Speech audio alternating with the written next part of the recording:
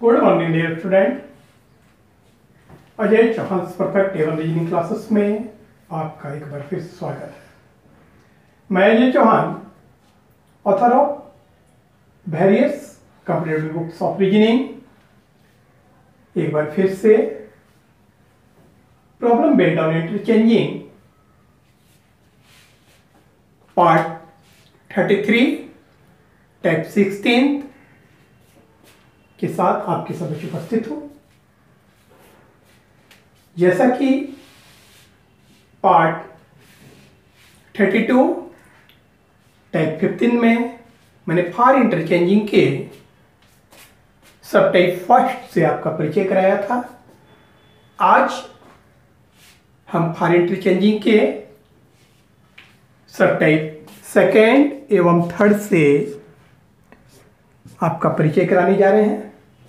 आज हम second and third सब टाइप सेकेंड एवं थर्ड से संबंधित प्रश्न के पूर्ण रूपरेखा एवं इस प्रकार के प्रश्नों को हम शीघ्रता से आसानीपूर्वक किस प्रकार से हल कर सकें, उसके लिए प्रतिपादित ट्रिक्स, कंसेप्ट, अप्रोच से आपका सामना कराने जा रहा हूं, आपको अवगत कराने जा रहा हूं। जैसा कि मैंने पहले भी इस बात की परिचर्चा की थी कि बेसिकली सब टाइप सेकेंड एवं सब टाइप थर्ड दोनों ही बिल्कुल सेम होते हैं। कहानी का अभिप्राय है कि इस प्रकार के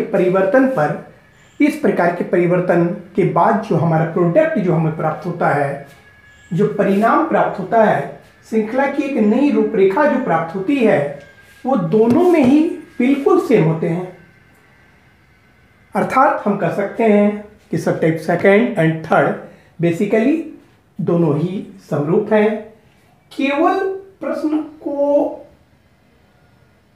रिप्रेजेंट करने के तरीके में केवल भाषाई परिवर्तन आपको देखने को मिलता है, केवल भाषाई अंतर होता है। दोनों प्रश्नों को रिप्रेजेंट करने के क्रम में केवल भाषाई अंतर किए जाते हैं, जबकि बेसिकली इस प्रकार के परिवर्तन पे जो दिया गया शब्द है या दिया गया श्रृंखला है वो कंप्लीटली रिवर्स ऑर्डर में परिवर्तित हो जाता है, अर्थात विपरीत क्रम में परिवर्तित हो जाता है। जैसे ही किसी भी सीक्वेंस या किसी भी वर्ड में यदि परिवर्तन की प्रक्रिया का प्रारंभ यदि दिए गए शब्द के first letter of first half interchange with last letter of second half या फिर last letter of first half interchange with first letter of second half, कहने का अर्थ है कि किसी भी श्रृंखला में या किसी भी दिए गए शब्द में यदि परिवर्तन का प्रारंभ दिए गए शब्द के या दिए गए श्रृंखला के पहले एवं अंतिम कंपोनेंट से प्रारंभ होता हो, दिए गए श्रृंखला के पहले और अंतिम कंपोनेंट से परिवर्तन की प्रक्रिया का यदि प्रारंभ किया जा रहा हो या फिर दिए गए श्रृंखला के मध्य रीजन से मिड क्षेत्र से परिवर्तन का प्रारंभ किया जाता हो, कहने का अर्थ है कि मैंने इसकी परिचर्चा पहले भी की थी। हम यहाँ पे जो first letter of first half interchange with second letter of last letter of second half, और सब टाइप थर्ड में मैंने लिखा है last letter of first half interchange with first letter of second half. तो जिसकी कि मैंने पहले भी परिचर्चा की थी कि फर्स्ट और सेकेंड हाफ का यहाँ पे अभिप्राय है कि यदि कोई श्रृंखला दी गई है, यदि हमें उसे दो बराबर खंडों में विभक्त करते हैं या यदि कोई शब्द दिया गया है तो उसे अगर हम दो बराबर खंडों में विभक्त करते हैं तो पहला जो खंड होता है वो फर्स्ट हाफ कहलाता है, जबकि दूसरा जो खंड होता है सेकेंड हाफ कहलाता है। तो यहाँ पे क्या दर्शाया जा रहा है, यहाँ पे कहा जा रहा है सब टाइप सेकेंड में कि first letter of first half interchange with last letter of second half. मैंने इस बात की परिचर्चा कल भी की, मैं पिछले लेक्चर में भी की थी कि यहाँ पे ये अभिप्राय नहीं है कि केवल first letter of first half और last letter of second half केवल इंटरचेंज करेंगे। मैं इस बात को नहीं बता रहा हूं, मैं यह कहना चाह रहा हूं कि यदि परिवर्तन की प्रक्रिया का प्रारंभ दिए गए शब्द या दिए गए श्रृंखला के प्रथम अर्धांश के पहले लेटर एवं द्वितीय अर्धांश के लास्ट लेटर के साथ होता हो तो, या फिर परिवर्तन का प्रारंभ प्रथम अर्धांश के लास्ट लेटर एवं द्वितीय अर्धांश के फर्स्ट लेटर से होता हो तो इसका अभिप्राय है कि दिया गया जो सीक्वेंस है, दी गई जो श्रृंखला है, दिया गया जो शब्द है वह कंप्लीटली रिवर्स ऑर्डर में परिवर्तित हो जाएगा, अर्थात विपरीत क्रम में परिवर्तित हो जाएगा, कंप्लीटली वो पलट जाएगा। इसको कुछ इस प्रकार से समझें। जैसे कि यदि हम अंग्रेजी वर्णमाला की बात करें तो फर्स्ट हाफ का पहला लेटर ए है एंड सेकेंड हाफ का लास्ट लेटर जेड है। कहने का अभिप्राय है कि यदि आपको कुछ इस प्रकार से कहा जाए कि यदि अंग्रेजी वर्णमाला के अक्षरों को परस्पर इस प्रकार से परिवर्तित कर दिया जाए कि ए जेड के स्थान पर चले जाए एवं जेड ए के स्थान पर आ जाए, सिमिलरली बी वाई के स्थान पर आ जाए एवं वाई बी के स्थान पर आ जाए, तो आपने यह क्या देखा कि पहला लेटर ये जो हमारा है ये first letter of first half है। ये क्या है? First letter of first half. कहने का अर्थ है कि प्रथम अर्धांश का ये पहला अक्षर है और इसका परिवर्तन किसके साथ कराया जा रहा है? तो आप कहेंगे कि last letter of second half, last letter of second half. Clear?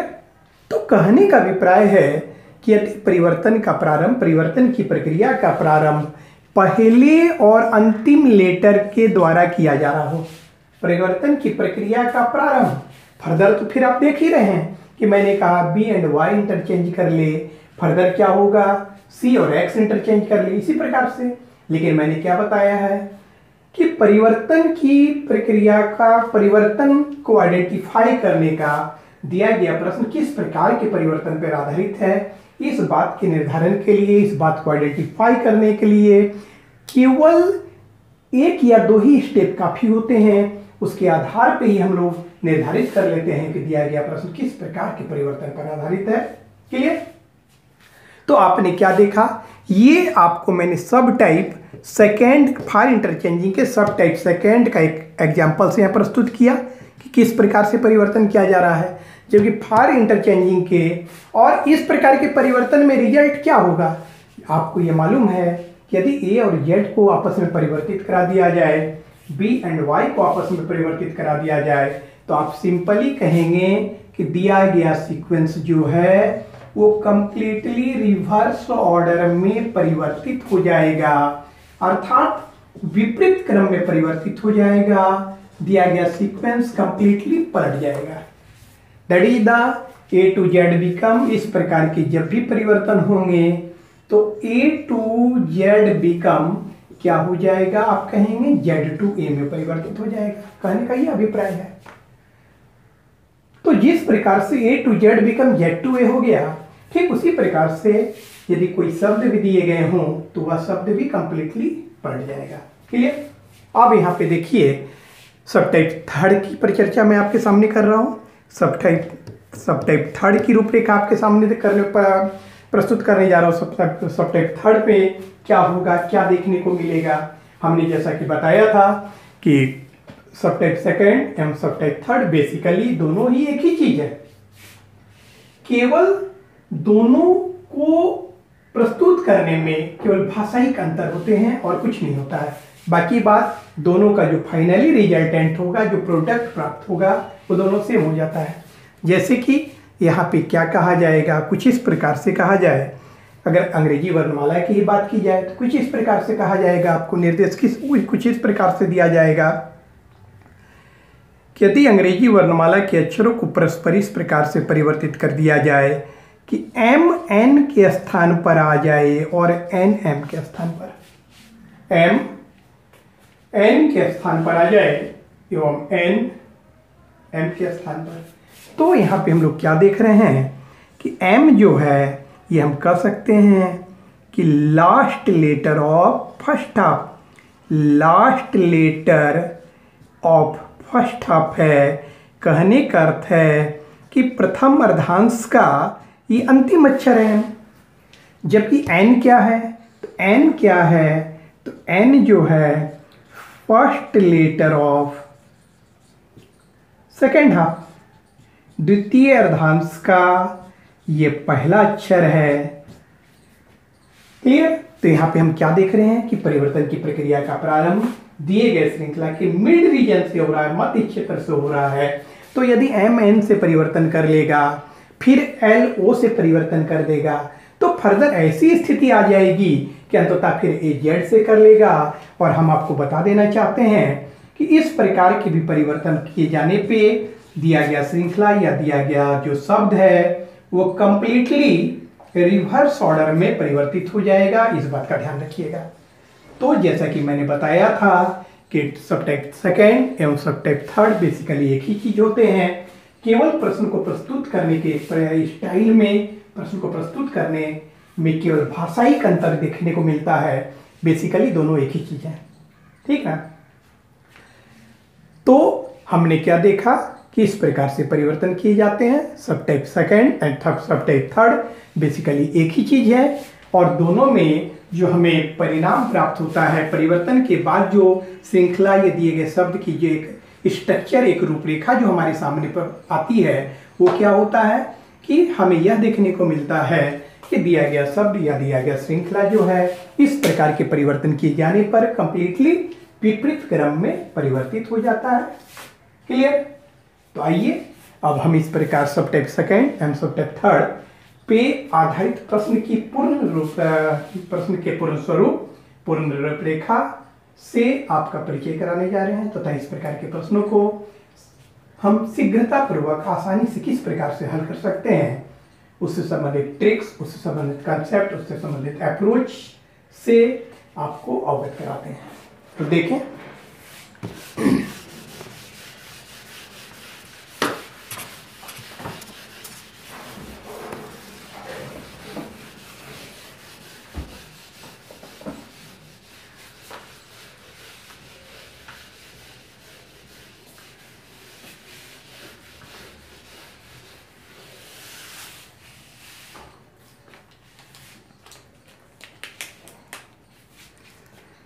पहले प्रश्न पे गौर करते हैं। यदि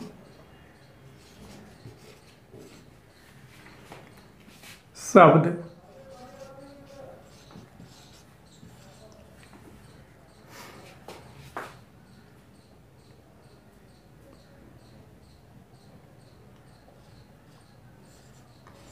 री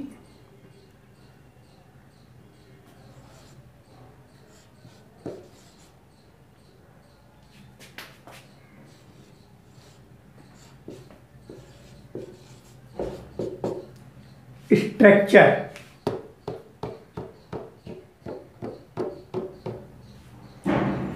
यदि शब्द रीस्ट्रक्चर्स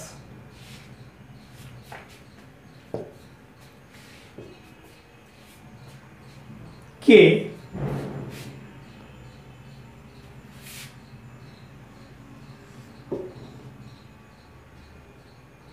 पहले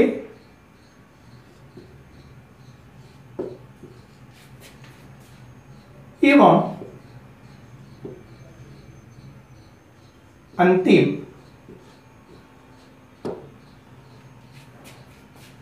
अक्षर को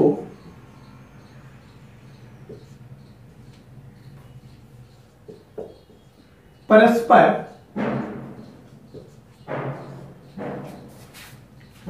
परिवर्तित कर दिया जाए।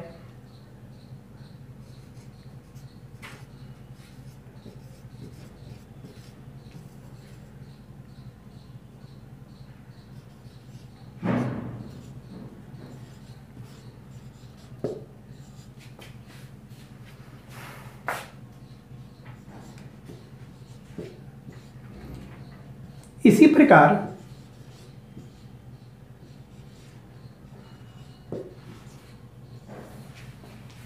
दूसरे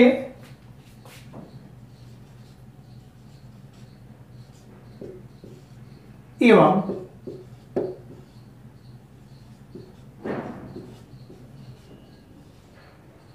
अंतिम से दूसरे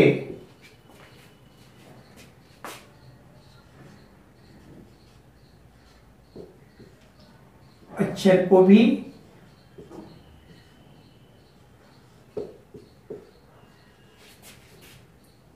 परस्पर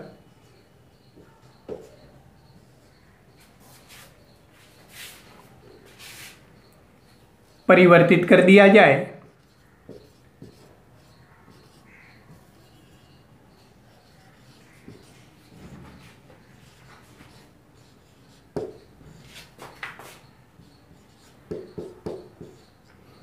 और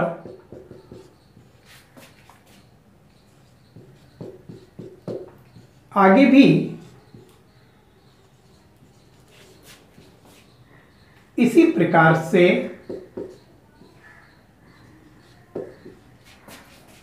परिवर्तन का क्रम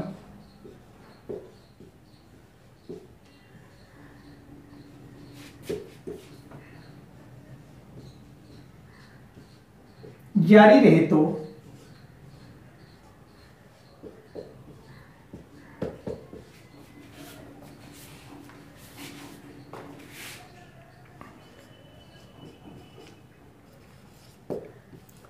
आपके बाएं से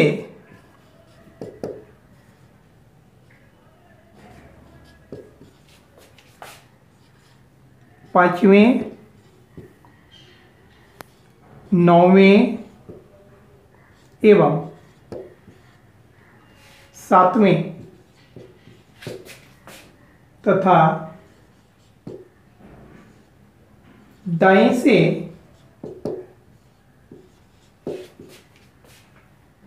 आठवें,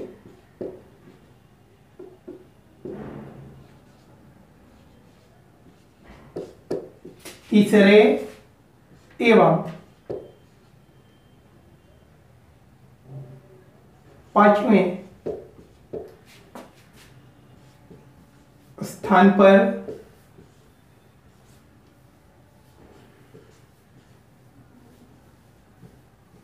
क्रमशः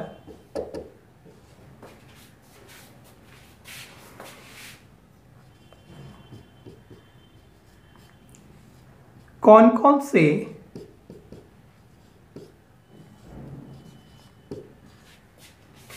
अक्षर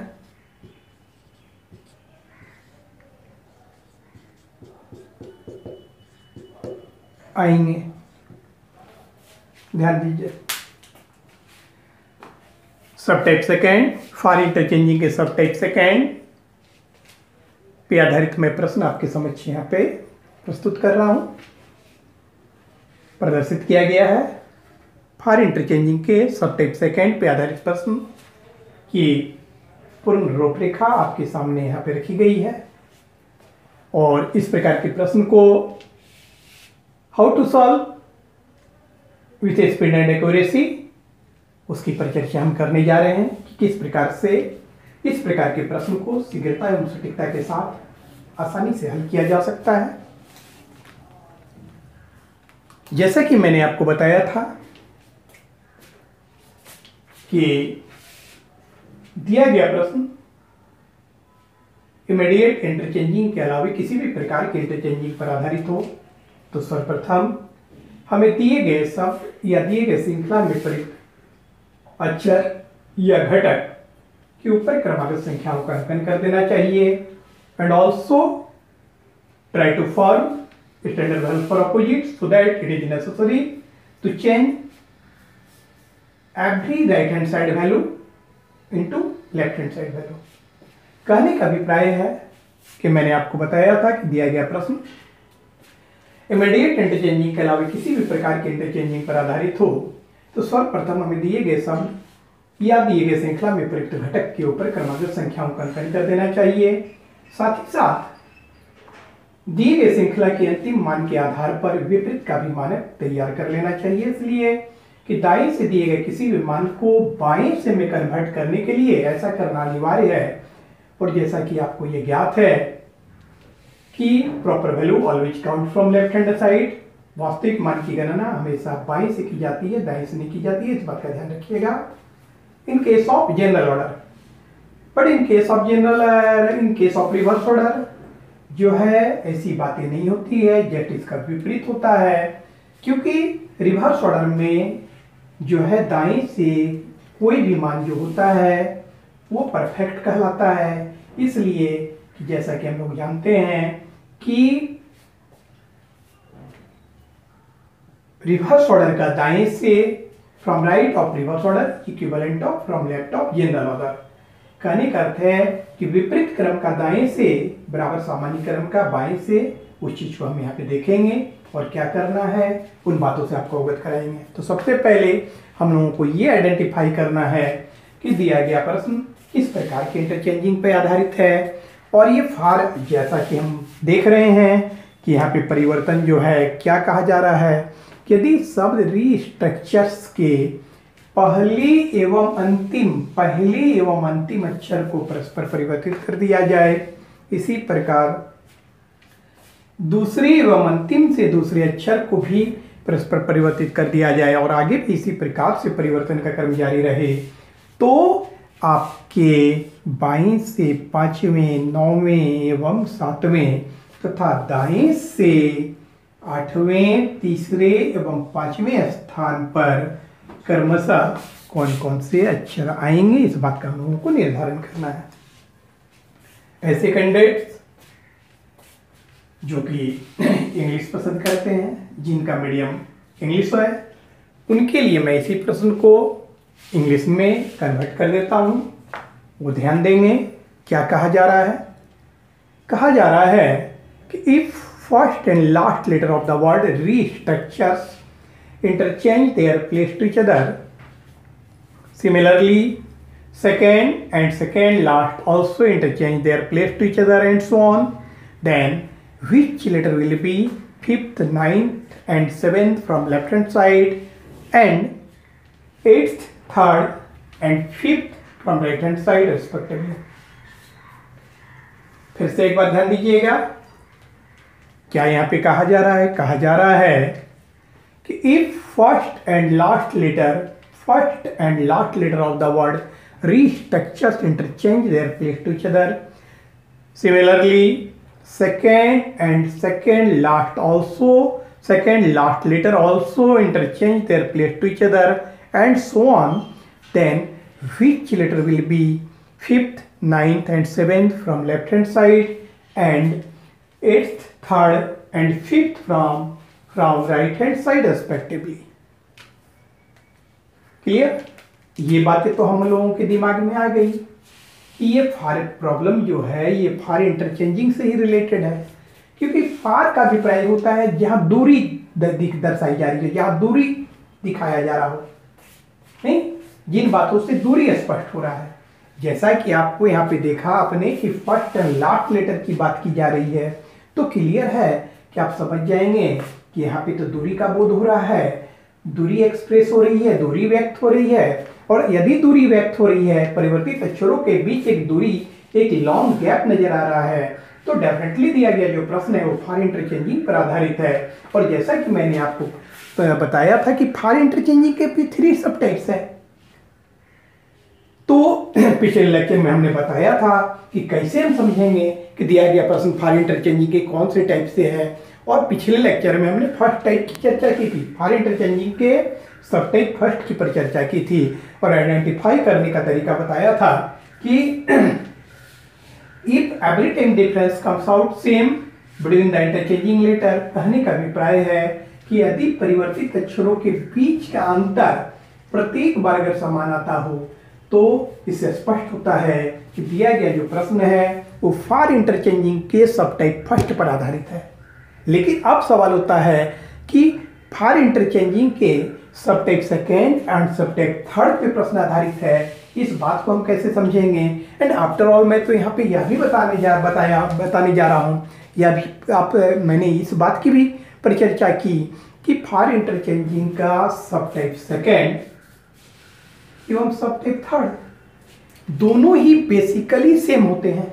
केवल प्रश्न की प्रस्तुति में भाषाई अंतर आपको नजर आएगा, प्रश्न को व्यक्त करने के क्रम में केवल भाषाई अंतर नजर आता है और बाकी बात जो प्रोडक्ट होता है दोनों सेम होता है, क्योंकि जब भी इस प्रकार के परिवर्तन किए जाएंगे, जब भी इस प्रकार का परिवर्तन आपको देखने को मिलेगा, तो इसका सिंपल है कि दिया गया जो श्रृंखला है वो कंप्लीटली रिवर्स ऑर्डर में परिवर्तित हो जाएगा, अर्थात विपरीत क्रम में परिवर्तित हो जाएगा।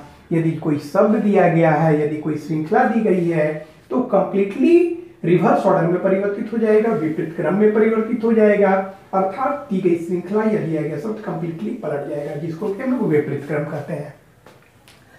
तो हम लोगों को देखना है और कैसे ही आइडेंटिफाई करते हैं कि दिया गया प्रश्न फॉर इंटरचेंजिंग के सब टाइप सेकेंड या सब टाइप थर्ड पे आधारित है। तो यहाँ पे हम सिर्फ इतना ही कहना चाहेंगे कि जैसे ही आपको यह कहा जाए कि दिए गए श्रृंखला या दिए गए शब्द के प्रथम और अंतिम अक्षर के बीच परिवर्तन हो रहा हो, यदि परिवर्तन की प्रक्रिया का प्रारंभ दिए गए शब्द या दिए गए श्रृंखला के पहले और अंतिम अक्षर के द्वारा किया जाता हो, या परिवर्तन का प्रारंभ दिए गए श्रृंखला के या दिए गए शब्द के मध्य रीजन से, मिड क्षेत्र से होता हो, तो इससे स्पष्ट होता है कि दिया गया जो श्रृंखला है या दिया गया जो शब्द है वो कंप्लीटली रिवर्स ऑर्डर में परिवर्तित हो जाएगा। और इससे यह स्पष्ट होगा, इससे स्पष्ट हो जाता है कि जो दिया गया जो प्रश्न है वो फॉर इंटरचेंजिंग के सब टाइप सेकेंड एवं सब टाइप थर्ड बेसिकली दोनों एक ही चीज है, इन्हीं पे आधारित है। क्लियर? तो हम लोगों को यहाँ पे देखना है कि क्या हो रहा है। यहाँ पे मैं शब्द लिख रहा हूं, शब्द दिया गया जो शब्द है रीस्ट्रक्चर, रीस्ट्रक्चर।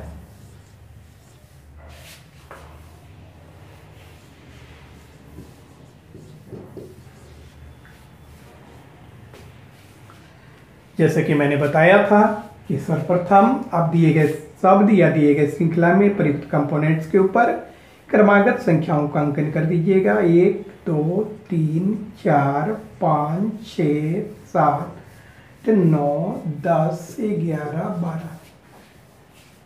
और जैसा कि यहाँ 12 आ गया, इसका अंतिम मान जो 12 है, इस पर एक अतिरिक्त करके ऐड करके विपरीत का मानक फॉर्म कर लीजिए, स्टैंडर्ड वैल्यू फॉर ऑपोजिट, जिसकी परिचर्चा अनेकों बार की जा चुकी है। Standard value for opposite that is the विपरीत का मानक, इसको हम लोग क्या कहते हैं? विपरीत का मानक हम लोगों ने फॉर्म कर दिया। और अब हम यहाँ पे क्लू आइडेंटिफाई करेंगे, क्योंकि हमने बताया था कि इंटरचेंजिंग पर आधारित किसी भी प्रश्न को जब आप हल करते हैं तो सर्वप्रथम इस बात को आइडेंटिफाई करने का, इस बात को निर्धारित करने का प्रयास करेंगे कि दिया गया जो प्रश्न है वह किस प्रकार के इंटरचेंजिंग पर आधारित है, और वो परिवर्तन की प्रकृति के आधार पे हम लोग इसका निर्धारण करते हैं कि परिवर्तन की प्रकृति क्या है, नेचर ऑफ इंटरचेंजिंग क्या है, उसके आधार पर हम लोग निर्धारित करते हैं, जिसके लिए हम लोग क्लू आइडेंटिफाई करते हैं, क्लू का ऑब्जर्वेशन करते हैं, क्लू का अवलोकन करते हैं।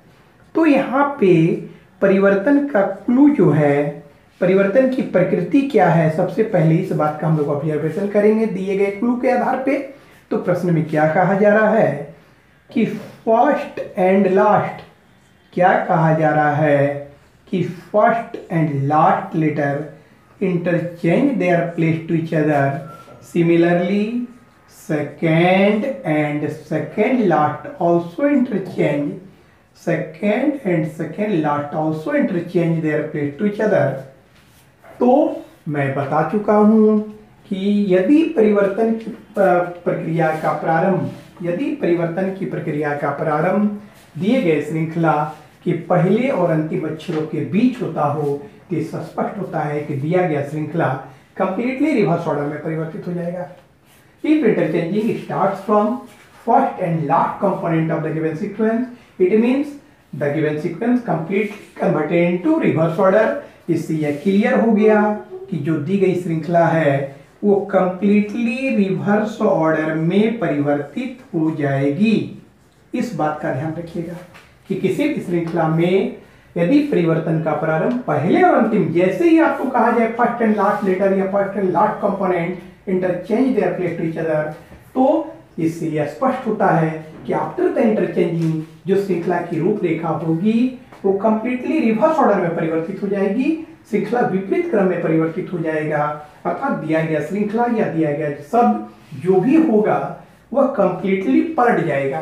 कहने का अर्थ है अगर A to Z दिया गया है तो इसका अभिप्राय है वह Z to A हो जाएगा। क्लियर? और अब यहाँ पे क्या करना है, तो इस बात पर हम लोगों को सोचना है। तो जैसा कि आपको ये पहले से ही ज्ञात है, क्योंकि हमने जब रिवर्स ऑर्डर से रिलेटेड प्रॉब्लम को आपको बताया था, अल्फाबेट के रिवर्स ऑर्डर पे आधारित प्रॉब्लम को बताया था, तो उस क्रम में भी मैंने इस बात की परिचर्चा की थी।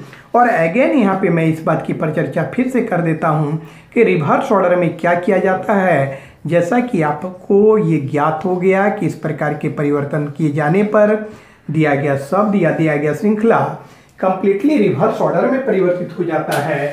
तो इन केस ऑफ रिवर्स ऑर्डर इस बात को ध्यान में रखिएगा कि रिवर्स ऑर्डर में इन case of reverse order from left, in case of reverse order from left कोई भी मान प्राप्त हो तो उस मान को आपको अपोजिट करना पड़ेगा, जबकि फ्रॉम राइट अगर कोई भी मान प्राप्त होता है तो किसी प्रकार का परिवर्तन न करें, नो चेंज। कहने का अर्थ है कि विपरीत क्रम में बाएं से, विपरीत क्रम में बाएं से फ्रॉम लेफ्ट कोई भी मान अगर प्राप्त हो तो उसको आपको विपरीत करना है, अपोजिट करना है, जबकि फ्रॉम राइट कोई मान प्राप्त हो, फ्रॉम राइट कोई मान प्राप्त हो तो किसी प्रकार का परिवर्तन नहीं करना होगा, that is the no change. आपको बस इतनी प्रक्रिया करना है। इसका सिंपल यही ट्रिक है कि जब भी इस प्रकार के परिवर्तन किए जाएंगे, जब भी इस प्रकार का परिवर्तन पे आधारित प्रश्न आप देखेंगे तो सिंपल है कि दिया गया श्रृंखला या दिया गया जो शब्द है वो कंप्लीटली विपरीत क्रम में परिवर्तित हो जाएगा और विपरीत क्रम में बाएं से जो भी मान दिए जाएंगे उन मानों का आप विपरीत कर दीजिएगा और दाएं से जो मान दिए जाएंगे उसमें कुछ नहीं करना है। यहाँ पे बाएं से कोई, जैसा कि इससे पिछले प्रॉब्लम में आपने देखा था कि दाएं से कोई भी मान जो दिया गया था उसको हम बाएं से में कन्वर्ट करते थे और उसके बाद प्रोसेसिंग करते थे, लेकिन यहाँ पे ऐसा कुछ नहीं करना है। जब यह आपको पता चल गया, जब यह हमें ज्ञात हो गया कि इस प्रकार के परिवर्तन किए जाने पे दिया गया श्रृंखला या दिया गया शब्द कंप्लीटली विपरीत क्रम में परिवर्तित हो जाएगा, जब इस बात को हम लोग जान चुके हैं तो ऐसे प्रश्नों को हल करने में केवल इतना ही करना है, क्योंकि आपको ज्ञात है कि इन case of reverse order, in case of reverse order विपरीत क्रम में बाएं से कोई भी मान गिरे तो उन मानों का विपरीत किया जाता है और दाएं से कोई मान गिरे तो उसमें किसी प्रकार का परिवर्तन नहीं किया जाता है। तो हम लोगों को देखना है कि बाएं से हम लोगों का क्या क्या दिया गया है, किन किन मानों पे बाएं से पे हम लोगों को निकालना है। तो from left that is the बाएं से, फ्रॉम लेफ्ट इट मीन्स बाएं से, और बाएं से कौन कौन से मान पे निकालना है रिजल्ट, तो बाएं से 5वां, बाएं से 9वां एवं 7वां।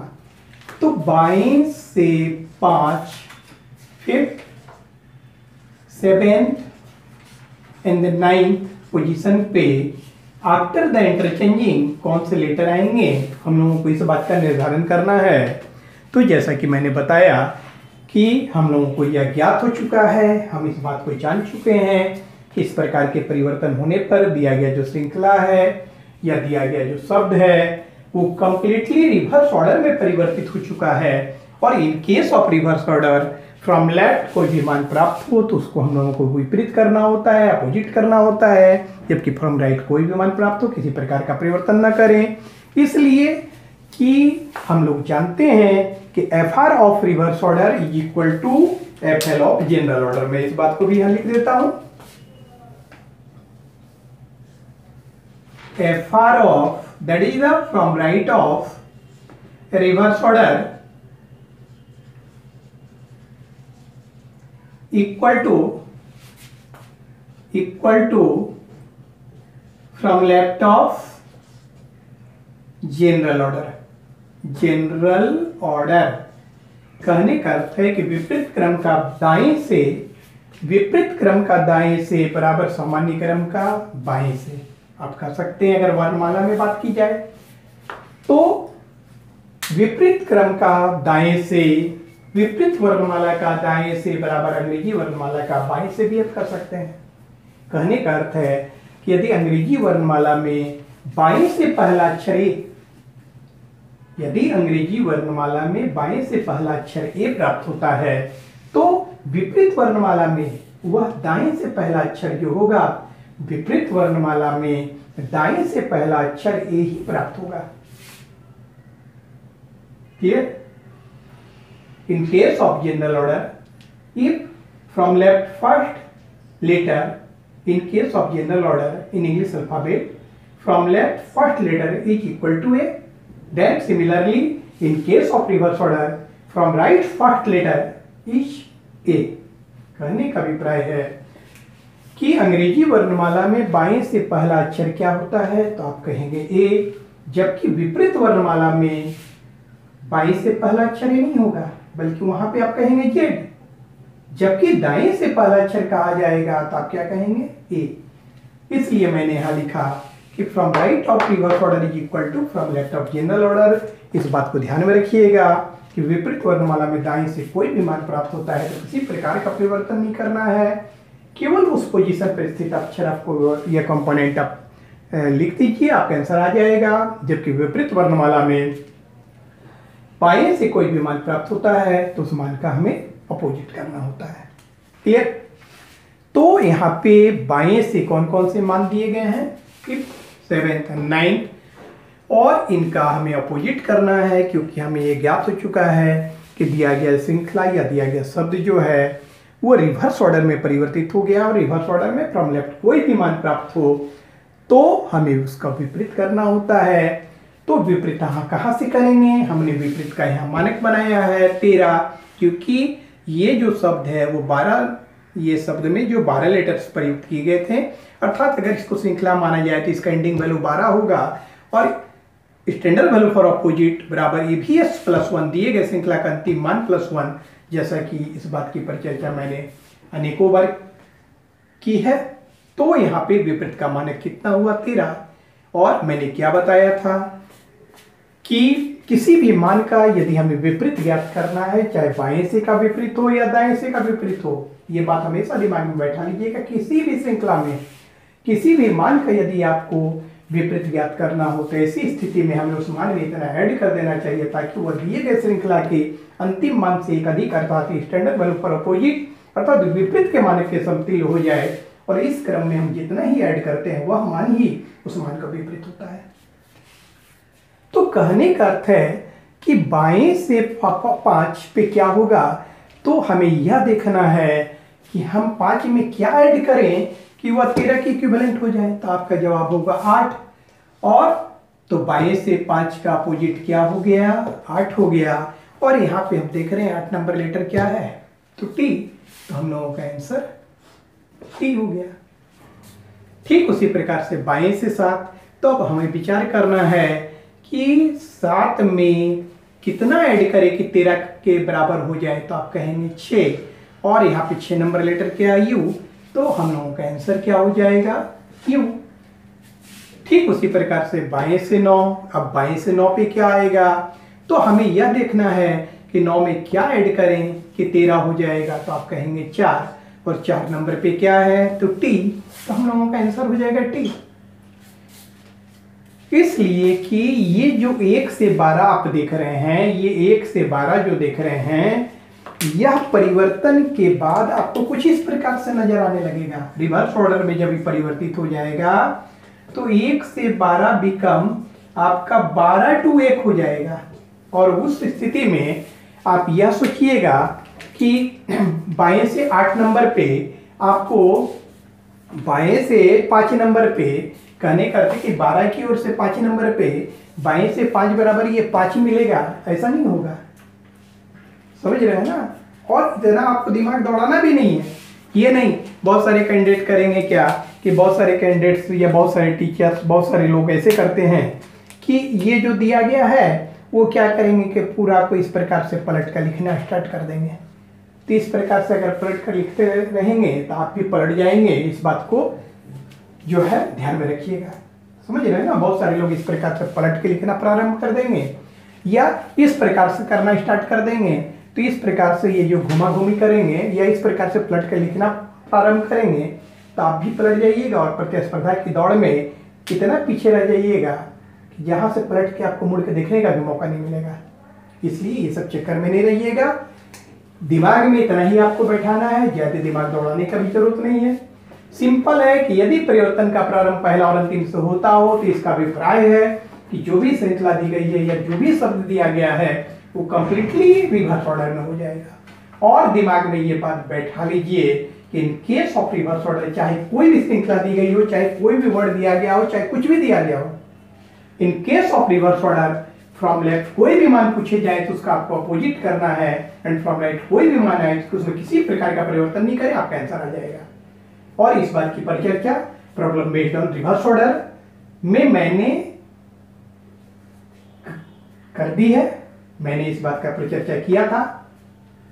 इसलिए ऐसे कैंडिडेट्स जिनको अगर कहीं दिक्कत हो रही है तो चाहे तो हमारे प्रीवियस वीडियो का भी ऑब्जर्वेशन कर सकते हैं। एंड आफ्टर ऑल मैं यहाँ पे भी उस बात की परिचर्चा कर रहा हूँ कि दिमाग पे बैठा लीजिए कि इन केस ऑफ रिवर्स ऑर्डर दाएं से कोई भी मान प्राप्त हो किसी प्रकार का परिवर्तन नहीं करें, जबकि बाएं से कोई मान प्राप्त हो तो उसका आपको अपोजिट करना होगा।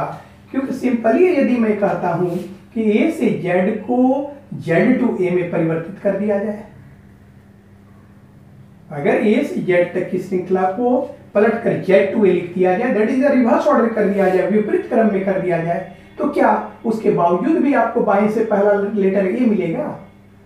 अगर आप ए टू जेड को जेड टू ए में परिवर्तित कर देते हैं तो जेड टू ए में परिवर्तन करने के बाद भी बाएं से पहला लेटर क्या आपको ए मिलेगा? ये तो नहीं मिलेगा। बात समझ रहे हैं? यदि ए टू जेड को आपने जेड टू ए में परिवर्तित कर दिया, that is the reverse order हो गया। यही तो रिवर्स ऑर्डर है, यही तो आपका रिवर्स ऑर्डर है। रिवर्स ऑर्डर करने का तो यही सेंस है कि A to Z become Z to A, that is the reverse order. और रिवर्स ऑर्डर में भी आप यह सोचेंगे कि अगर जैसे कि जनरल ऑर्डर में हम लोग देखते थे कि general order that is the A to A Z, इसमें तो बाएं से पहला लेटर आपको निश्चित है कि ए मिलेगा। बाएं से पहला लेटर हम लोगों को ए मिल रहा था जबकि दाएं से जेड मिलता था, विपरीत करना होता था। लेकिन अगर हम यह सोचें कि रिवर्स ऑर्डर में भी बाएं से पहला लेटर ए मिलेगा तो ए तो नहीं मिलेगा, तो ए का अपोजिट जेड। बाएं से दूसरा लेटर बी मिलेगा, बी तो नहीं मिलेगा, तो बी का अपोजिट वाई। कहने करते कि रिवर्स ऑर्डर में बाएं से कोई भी मान दिया जाए तो अभीष्ट मान प्राप्त करने के लिए उसका अपोजिट करना अनिवार्य है। जबकि आप यहाँ पे गौर करें कि जनरल ऑर्डर में बाएं से पहला लेटर ए होता था, जबकि रिवर्स ऑर्डर में क्या देख रहे हैं? दाएं से पहला ए। ठीक सिमिलरली दाएं से दूसरा बी, दाएं से तीसरा सी। तो इससे क्या स्पष्ट होता है कि जनरल ऑर्डर में जो भी चीज आपको बाएं से प्राप्त होता है सेम वही चीज रिवर्स ऑर्डर में दाएं से प्राप्त होता है। तो आप कह सकते हैं कि from right of reverse order is equal to from left of general order. और ये बात हमेशा के लिए दिमाग पे बैठा लीजिए कि इन case of reverse order from left कोई भी मान प्राप्त हो तो उस मान का अपोजिट करना पड़ेगा, जबकि फ्रॉम राइट कोई मान प्राप्त हो किसी प्रकार का परिवर्तन नहीं करेंगे। इतना ही बात आपको दिमाग में रखना है, इससे ज्यादा दिमाग में रखना नहीं है, आपका प्रॉब्लम बन जाएगा। तो आपको बाएं से जैसा कि 5, 7 और 9 पे निकालना था, तो clearly standard value for opposite के थ्रू हमने सभी का विपरीत कर दिया। 5 का विपरीत 8, 7 का विपरीत 6, 9 का विपरीत 4 और इन पोजीशन पे जो लेटर्स थे आप पुट कर दीजिए, आपका आंसर निकल जाएगा। क्लियर? और फर्दर अब जो दाएं से मान दिए गए हैं उनके साथ हमें क्या करना है, तो अब उस पर हम लोग गौर करते हैं। जैसा कि हम लोगों को यह ज्ञात है कि इन case of reverse order from right कोई भी मान दिए जाए तो उसमें किसी भी प्रकार का परिवर्तन नहीं करना है। तो हम लोगों को फ्रॉम राइट क्या क्या दिया गया है? फ्रॉम राइट कहने का अभिप्राय है दाएं से किन किन मान पर निकालना है। तो दाएं से जो है हम लोगों को दिया गया है 8th, 3rd and 5th। From right 8th, 3rd and fifth, और हम लोगों को ये ज्ञात है इन case of reverse order from right कोई भी मान दिए गए हो तो उसमें किसी भी प्रकार का परिवर्तन नहीं करना है, अर्थात सीधे उन पोजीशन पे जो लेटर आप पुट कर दीजिए, आपका रिजल्ट आ जाएगा। तो एट्थ पे क्या है, टी, हम टी लिख दिए। तीसरे पे क्या है, एस, हम लोगों ने एस लिख दिया। और पांचवें पे क्या है, आर, आर लिख दिया। हो गया आंसर, समझ रहे हैं ना।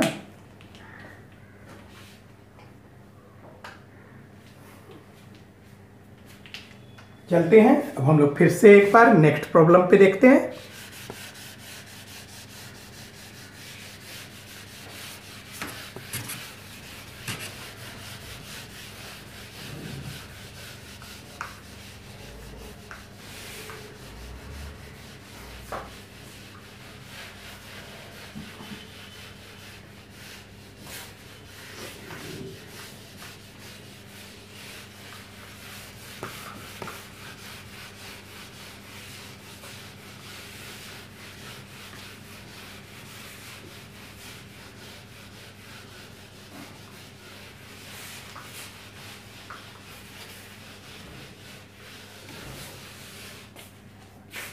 नेक्स्ट प्रॉब्लम को देखें।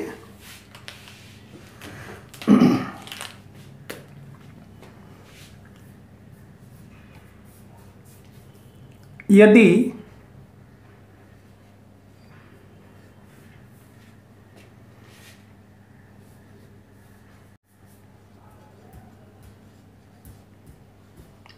अंग्रेजी वर्णमाला के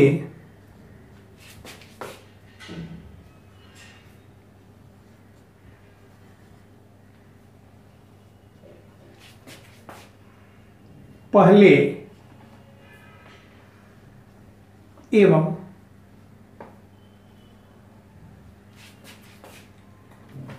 अंतिम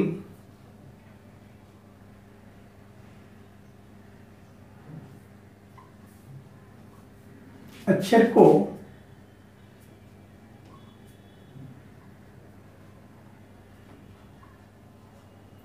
परस्पर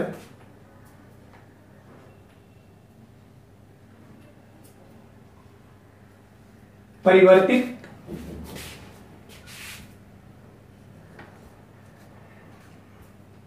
कर दिया जाए,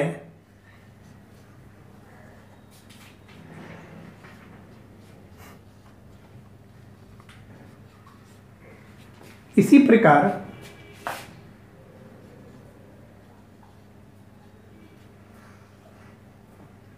दूसरे एवं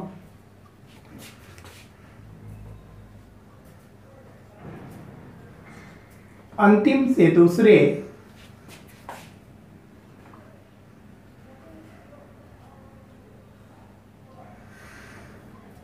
अक्षर को भी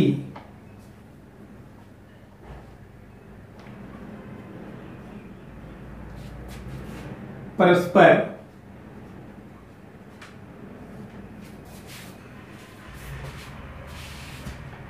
परिवर्तित कर दिया जाए,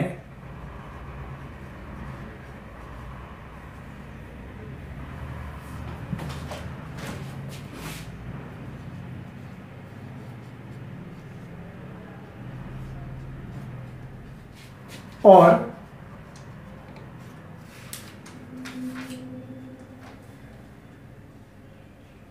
आगे भी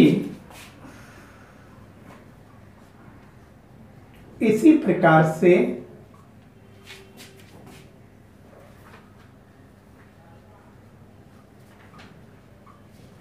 परिवर्तन का क्रम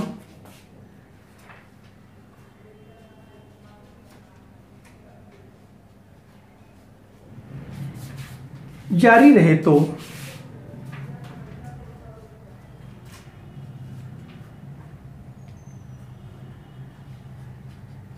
आपके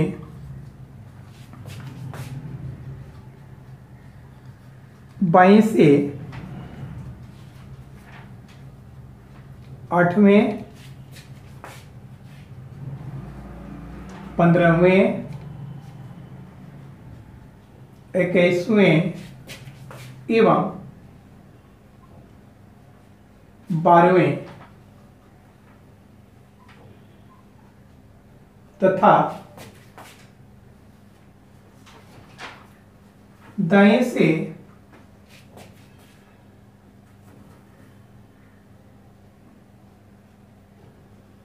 11वें 9वें 23वें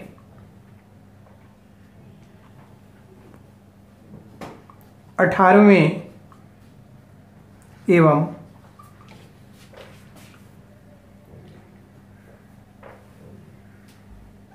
25वें स्थान पर क्रमशः कौन कौन से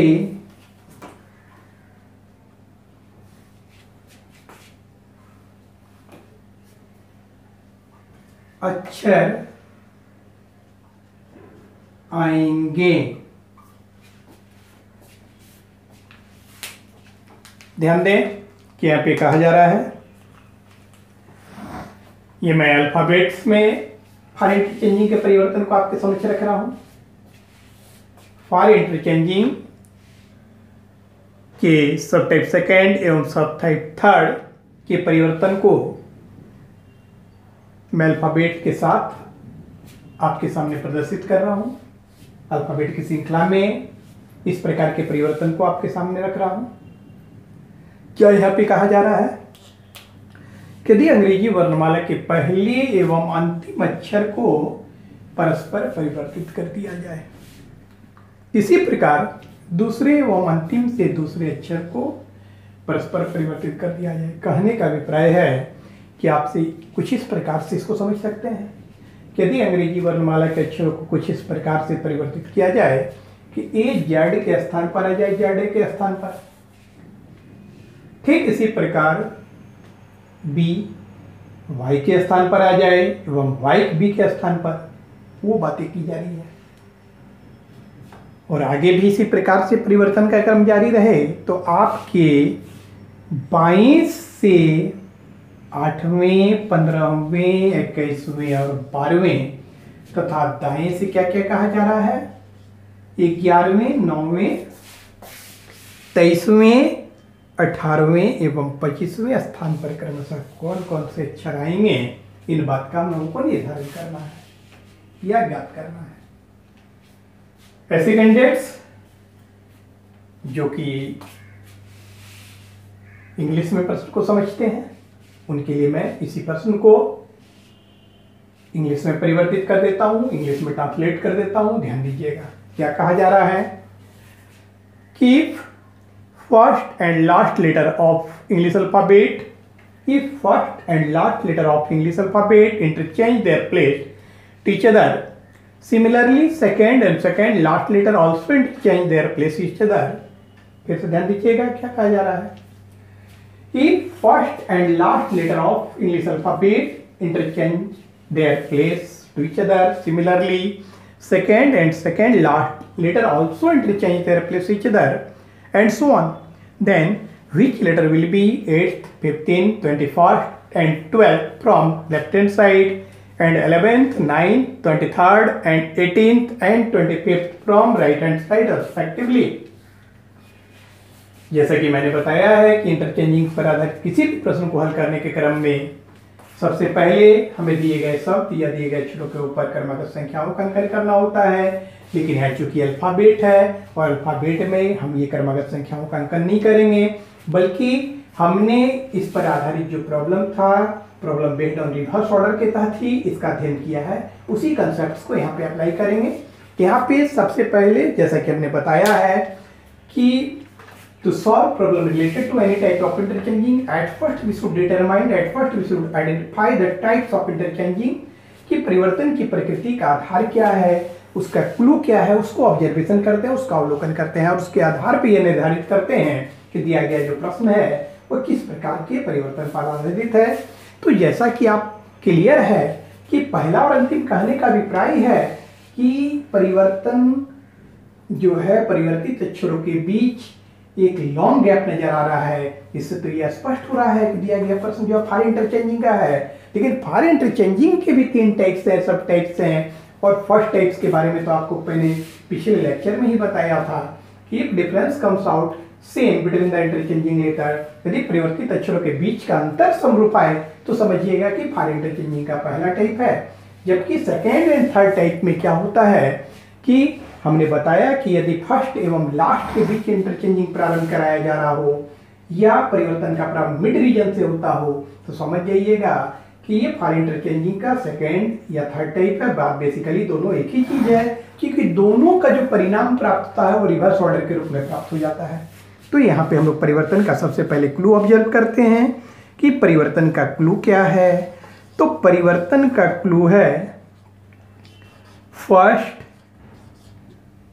interchange with last. Similarly, second with second last, second letter interchange with second last. तो जैसे ही हम लोगों ने देखा कि परिवर्तन की प्रकृति कुछ इस प्रकार से है कि फर्स्ट और लास्ट के बीच परिवर्तन हो रहा है, तो इससे स्पष्ट होता है कि जो भी दिया गया श्रृंखला है वो कंप्लीटली क्या में परिवर्तित हो जाएगा, तो रिवर्स ऑर्डर में परिवर्तित हो जाएगा। Reverse order that is the विपरीत क्रम में परिवर्तित हो जाएगा। अर्थात अंग्रेजी वर्णमाला अगर दिया गया है तो A to Z become Z to A हो जाएगा। इस बात को हम लोगों ने निर्धारित कर लिया। और जैसा कि आपको ज्ञात है कि इन केस ऑफ रिवर्स ऑर्डर, इस बात को हमेशा हमेशा के लिए दिमाग पे बैठा लीजिएगा कि इन केस ऑफ रिवर्स ऑर्डर, जैसा कि हम लोगों को ये ज्ञात हो गया कि इस प्रकार के परिवर्तन पे दिया गया जो श्रृंखला है वो रिवर्स ऑर्डर में परिवर्तित हो चुका है। और इन केस ऑफ रिवर्स ऑर्डर, इस बात को ध्यान में रखिएगा कि इन केस ऑफ रिवर्स ऑर्डर, कहने का अभिप्राय है कि आपसे कहा जा रहा है कि विपरीत क्रम में, इसका अभिप्राय है कि विपरीत क्रम में, इसका अभिप्राय है कि विपरीत क्रम में बाएं से कोई भी मान प्राप्त हो, बाएं से कोई भी मान दिया गया है तो उसका आपको क्या करना पड़ेगा, अपोजिट कर देना पड़ेगा। जबकि दाएं से कोई भी मान दिया गया हो तो दाएं से दिए गए मान में किसी प्रकार का परिवर्तन नहीं करना है, नो चेंज। ये बात दिमाग पे बैठा लीजिएगा। इन केस ऑफ रिवर्स ऑर्डर, विपरीत क्रम में बाएं से कोई भी मान दिया गया हो तो उस मान का आपको अपोजिट करना है। जबकि दाएं से कोई भी मान दिया गया हो, दाएं से कोई भी मान दिए जाएं तो उसमें किसी प्रकार का परिवर्तन नहीं। MC that is the no change, कोई परिवर्तन नहीं, किसी प्रकार का परिवर्तन नहीं करना है। क्लियर? तो अब जबकि हम जान चुके हैं कि ये जो दिया गया श्रृंखला है वो कंप्लीटली रिवर्स ऑर्डर में परिवर्तित हो चुका है, तो अब हमको क्या करना है कि बाएं से जो भी मान दिए गए हैं उन मानों पे अभिष्ट मान ज्ञात करने के क्रम में हमें अपोजिट करना होगा। जबकि दाएं से जो मान दिया गया है उसमें किसी प्रकार का परिवर्तन नहीं करना है, इस बात का ध्यान रखिएगा। तो फ्रॉम लेफ्ट सबसे पहले हम लोग को देखते हैं फ्रॉम लेफ्ट कौन कौन से मान दिए गए हैं। From left that is the, बाएं से किन किन पोजीशन पर हम लोगों को ज्ञात करना है, इस बात को पहले हम देखते हैं। तो बाएं से क्या क्या दिया गया है, तो बाएं से 8th और 15th, 21st एंड 12th।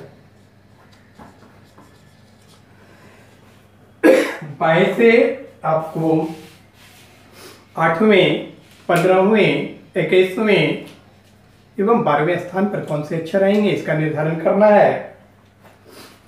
तो कहने का अभिप्राय है कि बाएं से 8 पे क्या होगा, तो सिंपली आपको दिमाग में ये लाना है कि इंग्लिश अल्फाबेट में अगर जनरल ऑर्डर में कहा जाता है कि बाएं से 8वां क्या होगा तो आप सीधे करते H, जबकि यहाँ पे बाएं से आठवां क्या होगा। तो आपको ये दिमाग में लाना है कि अगर जनरल ऑर्डर होता तो बाएं से आठवां पे क्या आप कहते हैं, अंग्रेजी वर्णमाला के सामान्य क्रम में अगर बाएं से आठवीं की बात की जाती तो आप कहते हैं एच, लेकिन यहाँ पे एच नहीं होगा, बल्कि आपको एच का अपोजिट कर देना है। एच का अपोजिट क्या होता है, एस, एस हो गया।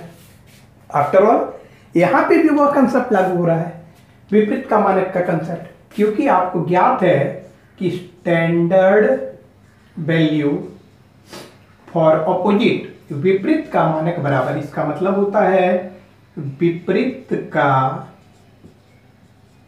मानक बराबर EVS plus 1, that is the श्रृंखला का अंतिम मान प्लस 1 होता है। तो अल्फाबेट का अंतिम मान 26 होता है, प्लस 1 कीजिएगा तो 27। कहने का अर्थ है कि 27 पे विपरीत का मानक तैयार हो जाएगा। विपरीत का जो मानक है वो 27 पे तैयार होगा। और तो वही बात तो यहाँ पे लागू हो रहा है कि 8 में क्या जोड़े कि 27 हो जाए। तो आप देख रहे हैं एस का वैल्यू तो 19 होता है, वही चीज यहाँ पे किया जा रहा है। तो उतना नहीं, क्योंकि ये अल्फाबेट है और हम लोग जानते हैं अपोजिट लेटर का कंसेप्ट हम लोगों को ज्ञात है, तो अपोजिट लेटर के कंसेप्ट को ही अप्लाई करेंगे। अब 15 पे चलते हैं। यदि जनरल ऑर्डर में बाएं से 15 होता, सामान्य क्रम में बाएं से 15 होता, अर्थात अंग्रेजी वर्णमाला में बाएं से 15 होता, तो अब सिंपल है कि कहते हैं कि आपका आंसर क्या होता वो। लेकिन यहाँ तो सामान्य क्रम नहीं है, क्योंकि विपरीत क्रम हो चुका है। तो बाएं से 15 ओ तो नहीं होगा, बस आपको विचार करना है कि ओ का अपोजिट क्या होता है। तो अपोजिट ऑफ ओ बराबर एल। ठीक उसी प्रकार से अगर अंग्रेजी वर्णमाला होता, तो अंग्रेजी वर्णमाला के सामान्य क्रम में अगर बात की जाती बाएं से कैसमा क्या होता, तो आप सिंपली कंसिडर करते कि यू होता, लेकिन यहाँ तो यू नहीं होगा, क्योंकि विपरीत वर्णमाला हो चुका है। तो विपरीत वर्णमाला में बाएं से कैसमा यू का अपोजिट आपको करना होगा। यू का अपोजिट क्या होगा, तो आप कहेंगे एफ। ठीक उसी प्रकार से अगर सामान्य क्रम में मतलब अंग्रेजी वर्णमाला में बाएं से 12 की बात की जाती, तो आपका आंसर होता कि एल होगा। लेकिन विपरीत वर्णमाला में तो बाएं से 12 आपका एल नहीं होगा, तो आपको यहाँ पे उसका अपोजिट करना होगा। और एल का अपोजिट क्या होता है, तो आपका आंसर क्या हो गया, ओ। क्लियर। तो इस प्रकार से हम बाएं से दिए गए तमाम मान का विपरीत करते हुए अभीष्ट मान को हम लोगों ने ज्ञात किया। क्योंकि इन केस ऑफ रिवर्स ऑर्डर पहले ही इस बात के पर चर्चा की जा चुकी है कि इन case of reverse order from left कोई भी मान दिया गया हो तो उस मान का हम लोगों को विपरीत करना होगा, अपोजिट करना पड़ेगा। लेकिन दाएं से यदि कोई भी मान दिया गया है तो उसमें आपको किसी भी प्रकार का परिवर्तन नहीं करना है। और अब हम लोग दाएं से भी देखते हैं।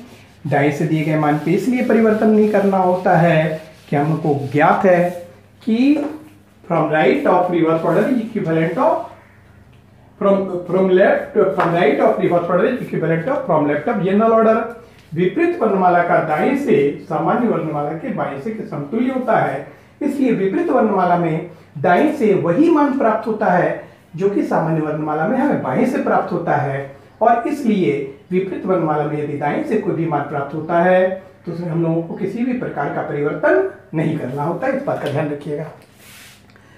तो अब हम चलेंगे कि फ्रॉम राइट हम लोगों को दैट इज द दाएं से कौन कौन से मान दिए गए हैं उस पर गौर करते हैं, किस किस मान पे निकालना है। तो from right 11th 9th 23rd 18th and 25th। तो 11वें 9वें 23वें 18वें और 25वें। तो सिंपल ही कुछ नहीं करना है, क्योंकि आपको बताया जा चुका है कि विपरीत वर्णमाला में दाएं से कोई भी मान प्राप्त हो किसी प्रकार का परिवर्तन न करें।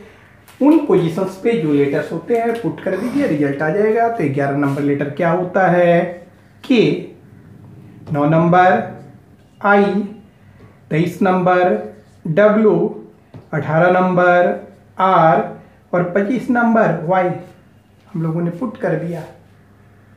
कोई परिवर्तन नहीं करना है। इस प्रकार से हमारा रिजल्ट प्राप्त हो गया। क्लियर। अब हम चलते हैं फॉर इंटरचेंजिंग के नेक्स्ट प्रॉब्लम पे। और इस प्रश्न का जो मीडियम होगा उसे हम इंग्लिश में आपके सामने रखेंगे। तो हटाते हैं।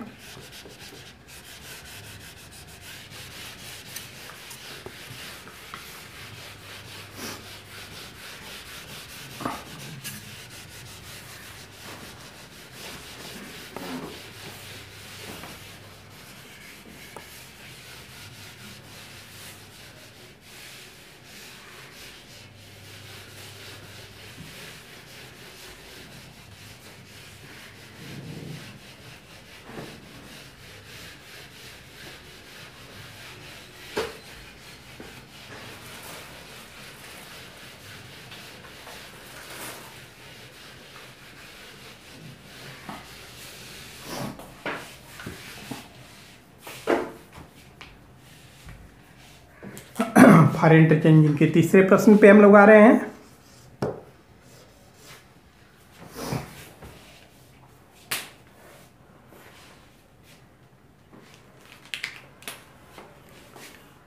if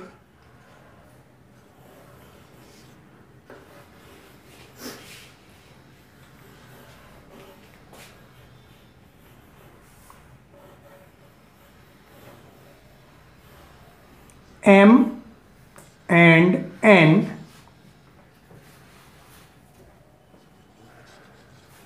interchange their place to each other. Similarly,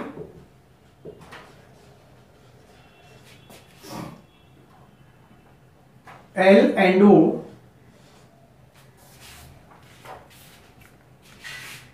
also interchange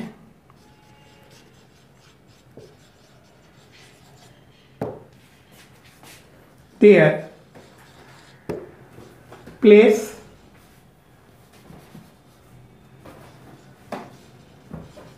to each other and so on. Then which letter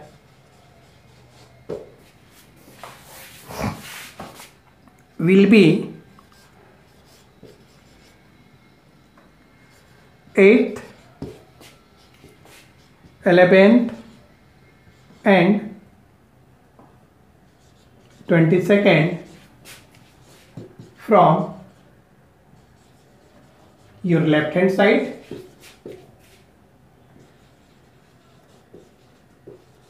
and 14th, 5th, 9th and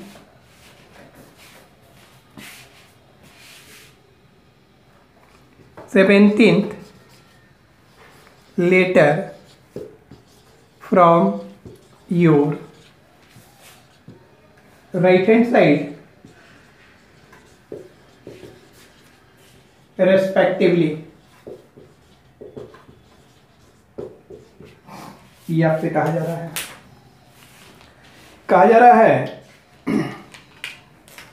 कि if m and n interchange their place to each other, similarly L and O interchange their place to each other and so on, then which letter will be 8th, 11th and 22nd from your left hand side and 14th, 5th, 9th and 17th letter from your right hand side respectively.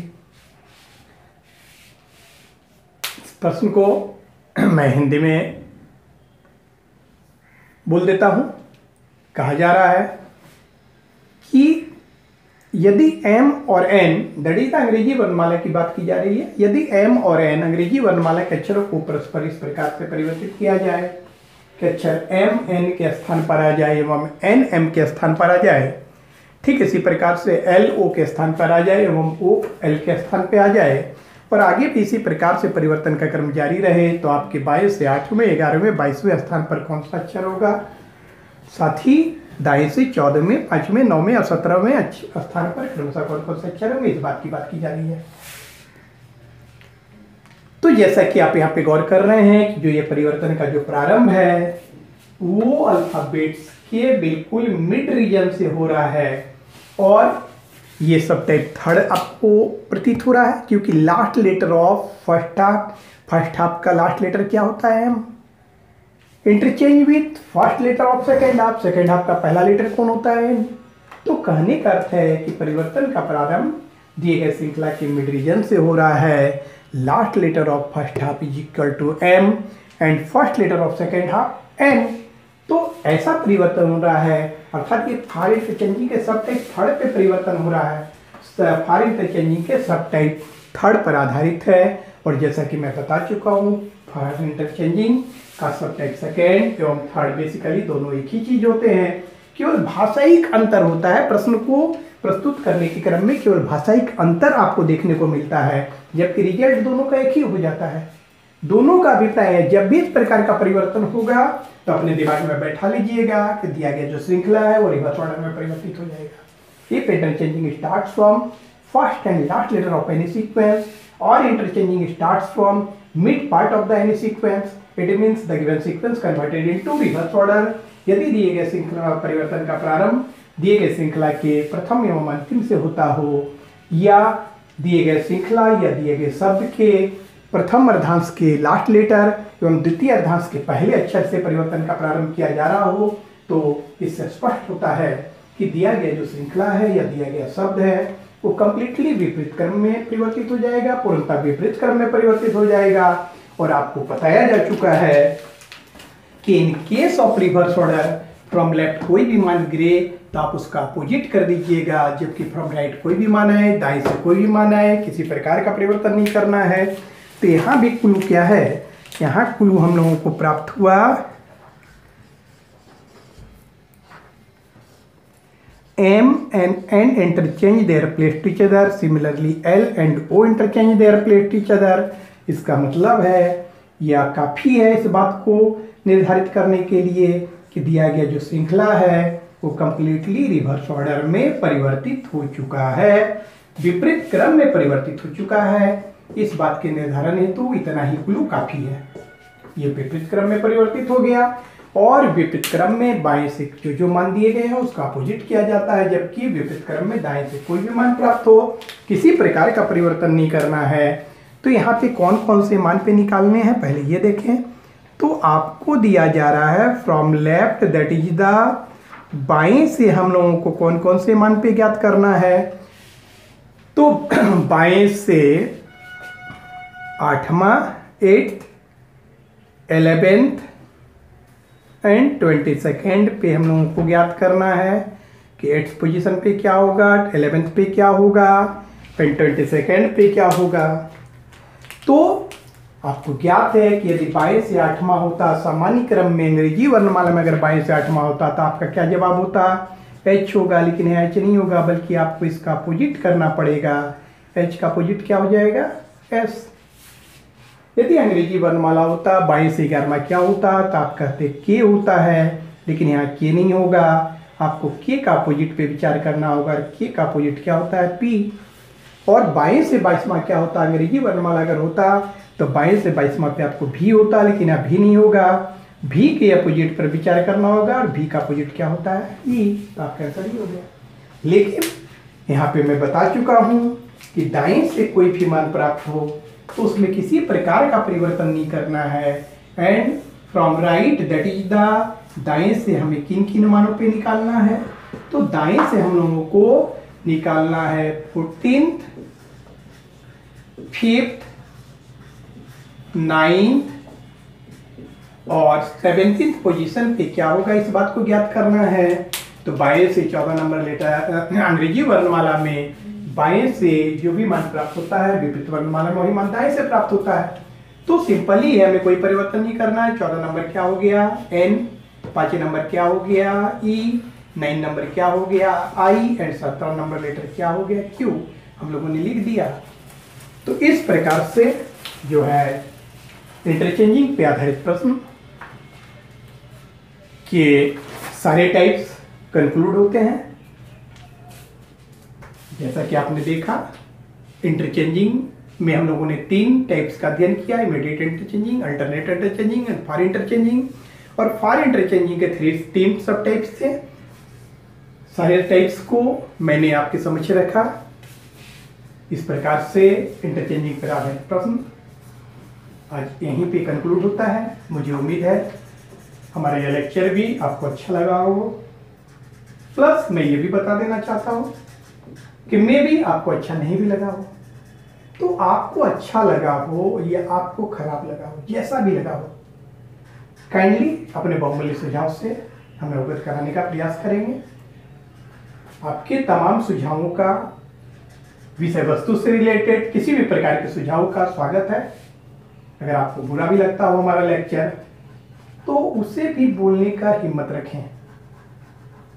और मैं वैसे भी candidates, वैसे ही comments का स्वागत करता हूं जो हमारी बुराइयों को भी हमारे सामने रखें। क्लियर? साथ ही इतना कहना चाहूंगा कि ऐसे कैंडिडेट्स जो हमारे वीडियो को, हमारे लेक्चर्स को पहली बार देख रहे हैं, यदि हमारा लेक्चर अच्छा लगता हो तो हमेशा के भांति मैं ये कहूंगा कि आप हमारे चैनल को लाइक करें, सब्सक्राइब करें, साथ ही साथ बेल आइकन को भी दबाना न भूलें, ताकि कोई भी वीडियो जब अपलोड की जाए तो उसकी अविलंब नोटिफिकेशन आपको प्राप्त की जा सके। इन्हीं शब्दों के साथ मैं इंटरचेंजिंग पे आधारित प्रश्नों की श्रृंखला को समाप्त करता हूं।